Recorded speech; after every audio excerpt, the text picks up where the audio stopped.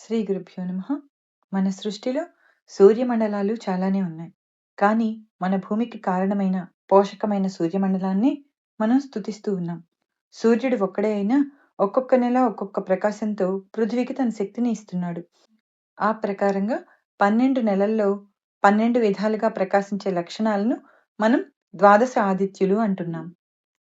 ఇలా స్వామిని చైత్రంలో ధాత అని, వైశాఖంలో అర్యమ అని, జ్యేష్ఠంలో మిత్రుడని, ఆషాఢంలో వరుణుడని, శ్రావణంలో ఇంద్రుడని, భాద్రపదంలో వివస్వంతుడని, ఆశ్వయుజంలో త్వష్ట అని, కార్తీకంలో విష్ణు అని, మార్గశిరంలో అంశుమానుడని, పుష్యంలో భగుడని, మాఘంలో పూష అని, పాల్గుణంలో క్రతువు అని పిలుచుకుంటున్నాం. ఇలా 12 నెలలు 12 రూపాల్లో భూమికి ప్రకాశాన్ని, పోషణని అందిస్తున్నాడు సూర్యభగవానుడు. కనుక ఆ స్వామికి మనం ఎల్లప్పుడూ కృతజ్ఞతగా ఉండాలి.